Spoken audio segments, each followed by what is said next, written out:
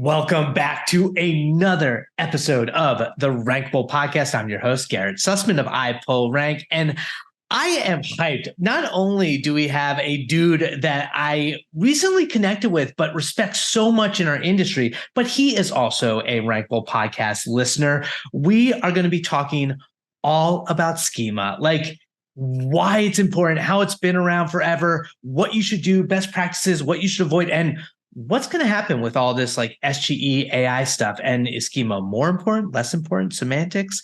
Today, I'm joined by none other than Dave Ojeda. Dave is the owner of Dave Ojeda Consulting. He's been in the industry for like way more than a decade, 14 years, worked in digital marketing, helping businesses increase organic leads, converting more sales. And during the last 7 years, he's focused on providing the schema markup strategy and design to help businesses build knowledge graphs, working on projects, getting their schema in order, which shockingly, so many websites just kind of ostrich head in the sand, don't even think about it. Dave, dude, thanks for joining me. How you doing?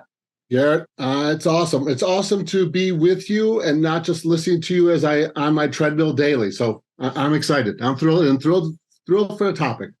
It's interesting in the world of podcasts. There's so many great SEO podcasts. We were just talking before. You want to rattle off some of your favorites that you listen to? Plug for all these great people. Search with Candor. Yes, I love that. I mean, there's so many. It's hard to choose because there's always something great that you have, and you're like, that's a great topic. Let me listen to that. I wasn't even thinking about it, but yeah, that was worth my time.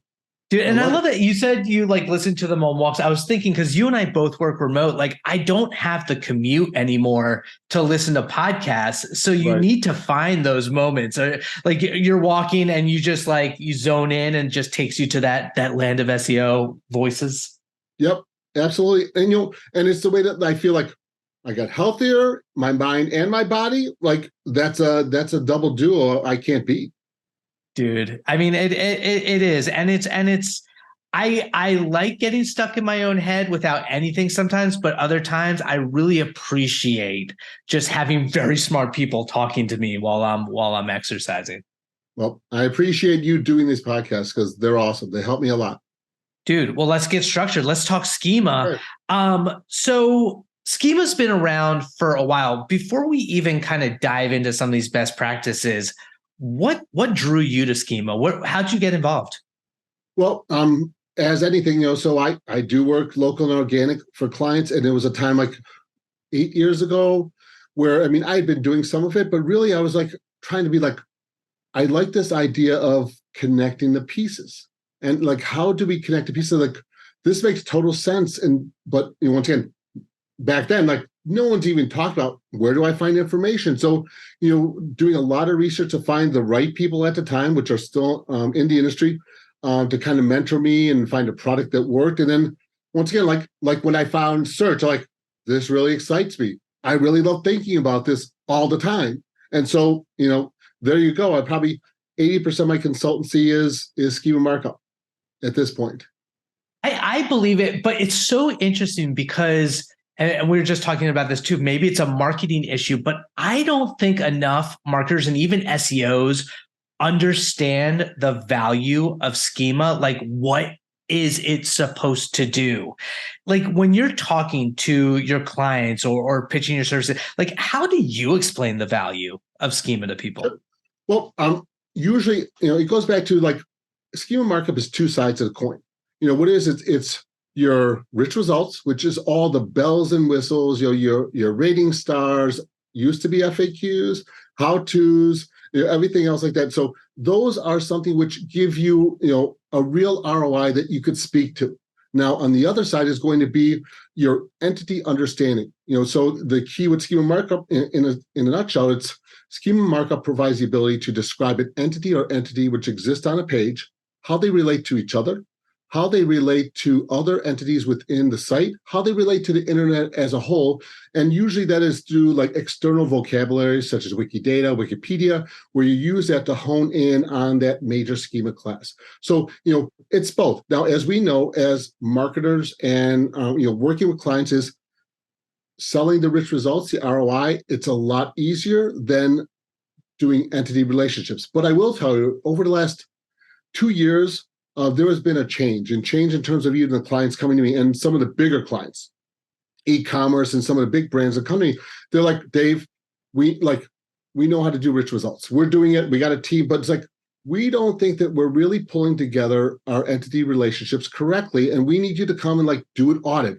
Give us some insight to how we can do that and really pull everything together, because we feel and we see a need, and by the conversations going on with Google, that this is the time to do that. Or, we needed to do that 6 months ago, a year. Like, what do we need to do to get ramped up? Dude, it resonates so much because, as we were saying, like I started in local as well, and I actually worked for review generation software where those stars are so critical. And it was always such a pain in the butt to explain to clients the difference between like service reviews versus product reviews, like, and the way that Google handles them differently. And I remember, I think it was like 2018 where Google stopped showing stars as rich results in a lot of the service businesses. Yep. And people were pissed. Yes. Yep. And back in the old days, that happened, and people are like, well, why did it change? It changed because, as we know, things that are given to us as SEOs, we kind of abuse. Hat tip to FAQ rich results that happened recently.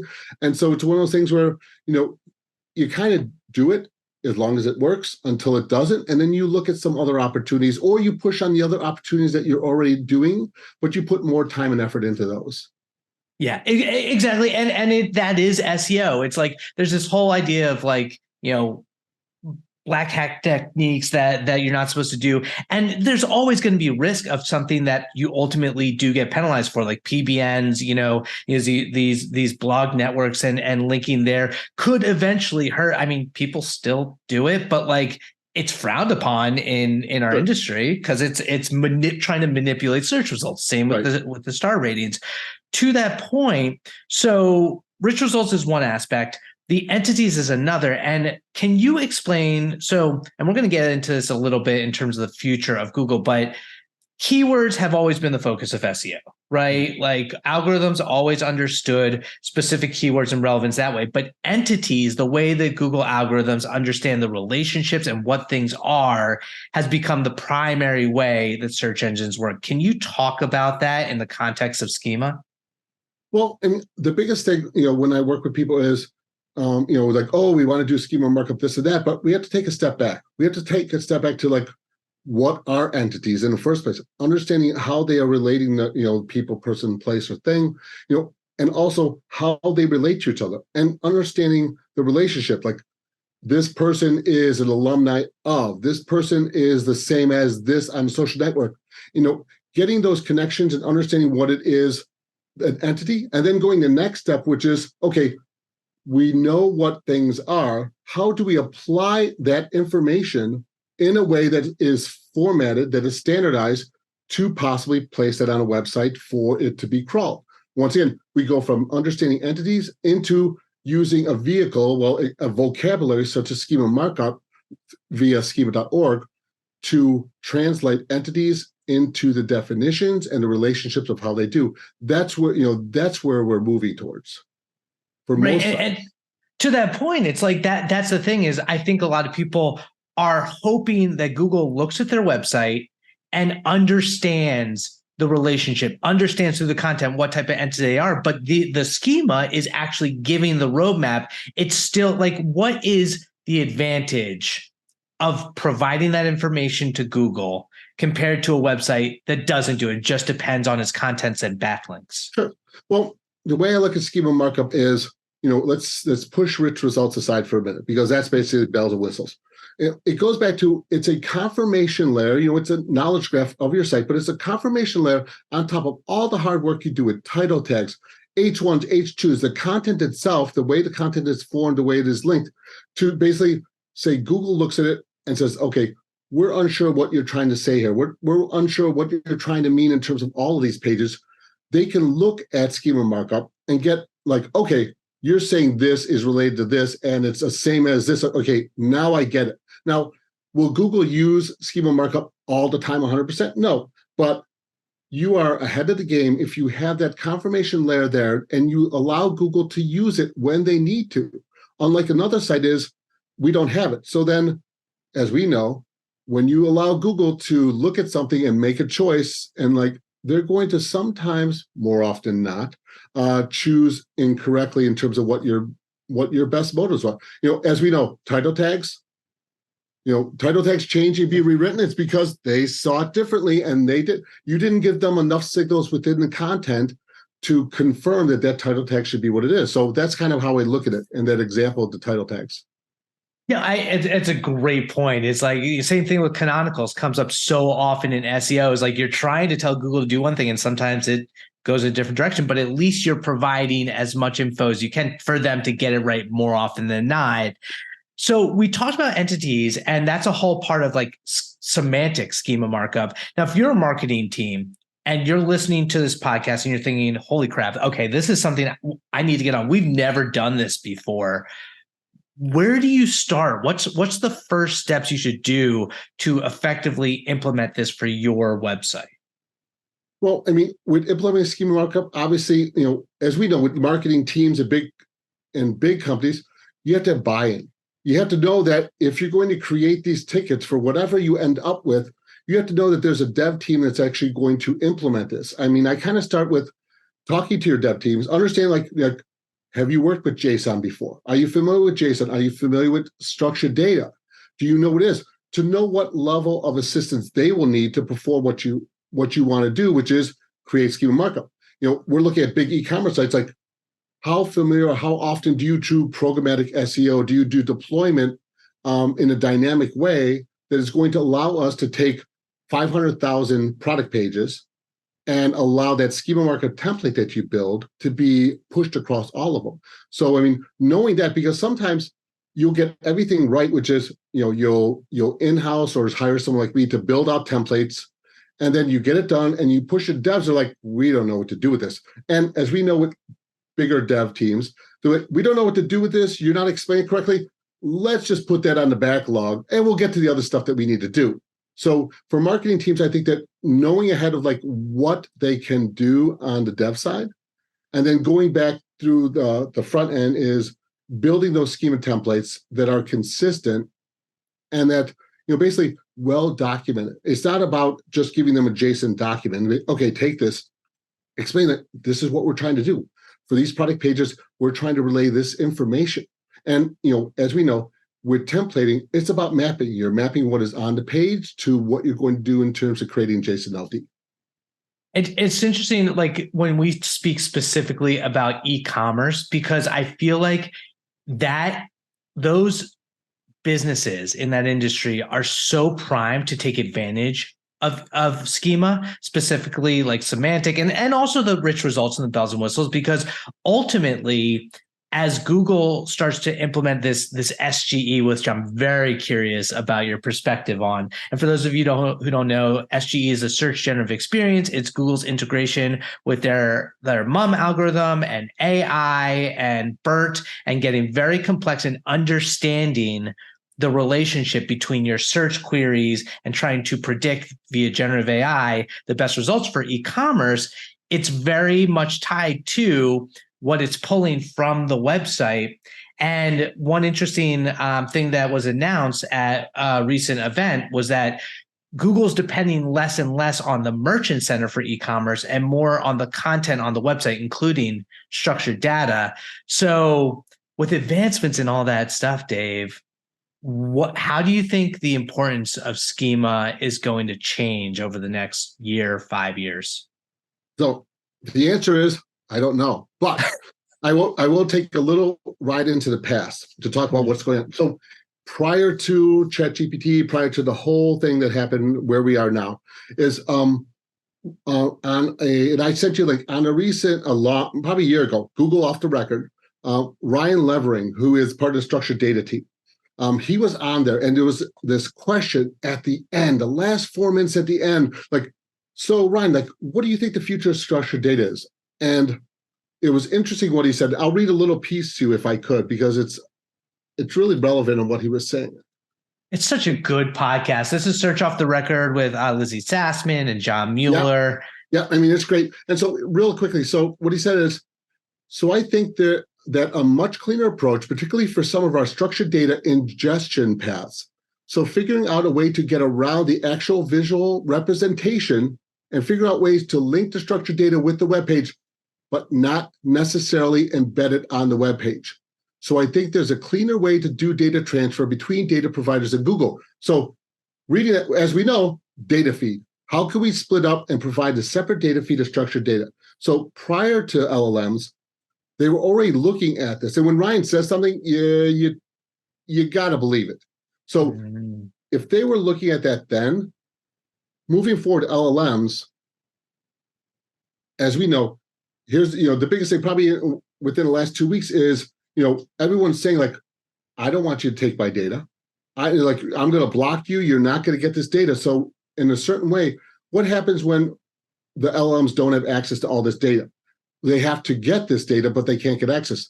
As we know, Google could give carrots for certain things, like they do for rich results. What about the ability to say, okay, if you provide us data feeds or open it up, what we can do at that point is we will give you something. You will get special preference, special insights from your website. So the key is that structured data will be something that is cleaner, easier for them to use. While they have some difficulty right now with people saying they don't want their data being used, can Google give enough incentive to allow you to do it and allow you to do it in a formatted form, which makes it easier for Google and give you something in return? That's where I see it's going, potentially. Now, the other thing is, we know that the search generative experience right now, in its format, it's in flux. Who knows where it's going to end up? FAQ rich results were taken away. But if the final format of search generative experience, it may be something that doesn't even look like what we see now. And I would not be surprised if maybe potentially FAQs come back in some way, shape, or form, obviously scaled back. But maybe it does if they really don't use the current experience we're seeing with search generative experience. It is so fun to try and speculate and predict. And to your point, it's like we don't know. And right. You see, but everything is moving faster. All these changes that we've seen feel different than the past, 5-10 years of SEO. I mean, SEO is always changing.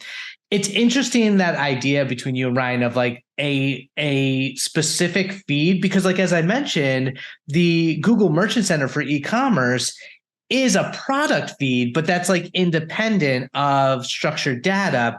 And there's also this kind of duality, this dichotomy between enterprises where the structured data feels a lot more important versus like a very small website, right? Mm-hmm.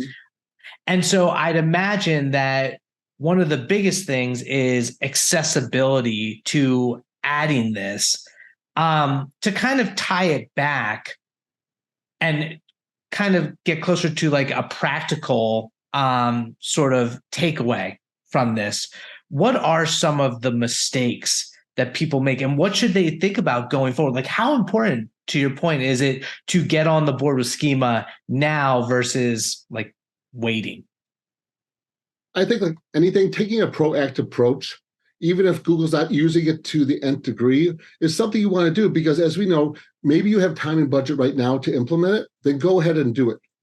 Because down the road, maybe it's, there are other priorities and this gets pushed aside and suddenly like, oh, we didn't do that. Like, and we don't have the bandwidth, like we're in trouble.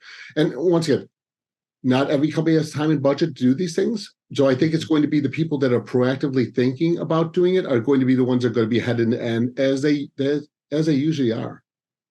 It makes me think of when during COVID and you heard about all of these companies shutting down their ad spend or shutting down their marketing, and thinking that like that was a time they had to tighten up. Whereas you had the companies that went all in and went even harder and were able to jump so much further ahead. It feels like it's like analogous to schema, where so many people aren't doing this. This is almost an opportunity for your business to jump back because it's not going anywhere.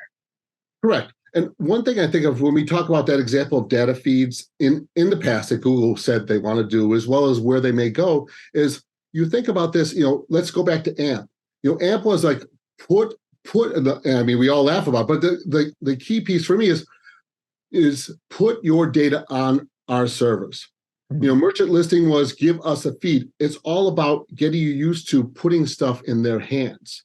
And I think that this is what they're getting at is, if you could get into our hands in an easier way, instead of us crawling, you think about like, if they could reduce crawling by 2%, 3% across the world through structured feeds and having like, wow. You talk about dollar signs in terms of what they would save by giving someone a couple carrots, telling them to do a feed of, as we know, Google even with rich results, they tell you what they need that works for them, not necessarily for the entity relationships across your site. But I think that's something that moving forward, they would want to do because, what a huge benefit that would be for them. It's going to be so interesting, the internal conversations among teams about this debate, as you mentioned, about whether making your data accessible to LLMs or Google ultimately or not, and deciding of, for instance, e-commerce, is it worth it to cut yourself off from these search engines where you're going to get a lot of visibility by giving them access to your data versus not? It's that incentive. I can imagine those conversations of the value, the way that you're presenting it, how those are going to play out. And some companies are going to just decide that it's not worth it. And I feel like they'll probably lose out. Yeah, I think that, thinking from like a scarcity mentality, they're going to be like, okay, we're going to keep this in. But I think that, those are going to be the ones that, when they see what they're missing out, are going to be pushing everyone. Oh, we got to get this out there now. It's like, now is 6 months. And it's like, no, I need it next week. It's like, it's 6 months and I'm lying to you. It's really 8 months or a year. So I think there's going to be some good conversations now. And I think there's going to be some very rushed conversations in the future. That's a great point, especially if we know with enterprises, everything takes, to your point, 2, 5, 10 times longer. It's like, if you're not having them now, it's going to be too late. Okay. Are you ready for some rapid fire rankings, sir? I am ready. Okay, before we even dive in, I have to ask, can you explain that awesome graphic behind you? For those of you who are listening to us via a podcast stream, Dave has this incredible, not a grid, it's just a circular entity relation. I'm going to let you explain it. What do you got? It's a linked data graph, and it's showing entities that are connected. And it's one of the things like, do I want to show the back behind my office? No, I want to show this cool graphic that everyone knows. And I use this always when I work with clients, stuff like that. Because honestly, I look at it all day. I'm like, that's really cool. But once again, we're geeks. So we're like, that is cool. Yeah, I like that. So I was gonna ask, is there any specific one in general? Like, I was hoping you're saying like, that's my personal social graph. I would be very busy if this was mine. I don't think I would even have time for the podcast. That's amazing. Okay, let's do this rapid fire rankings. Turn some music on, turn on the clock. Here we go.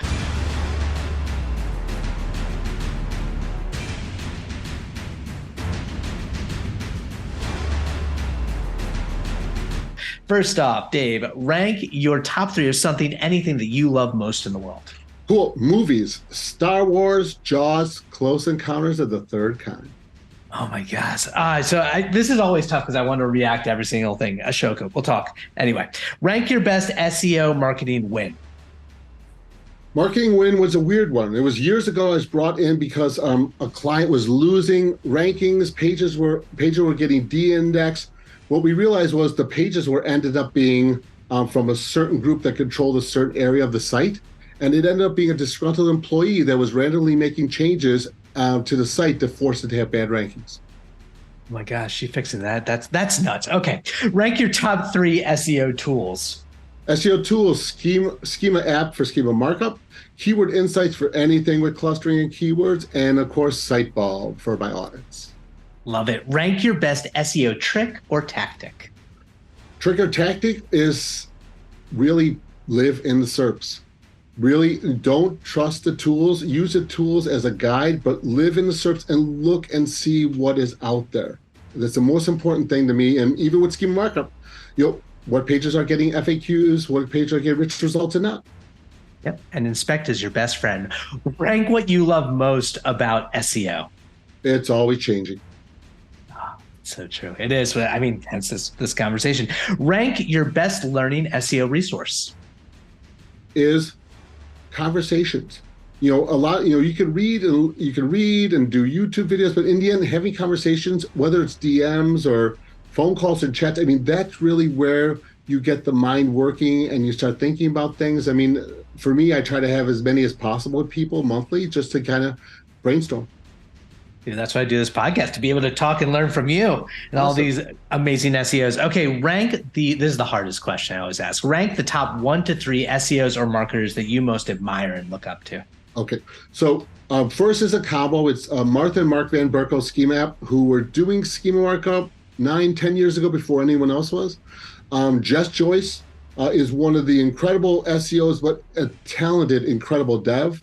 And she's been a mentor for me for a while. And then Jarno Van Driel, which is another person schema markup, had in the days for forever. And he's one of my mentors, and I learn every day from him.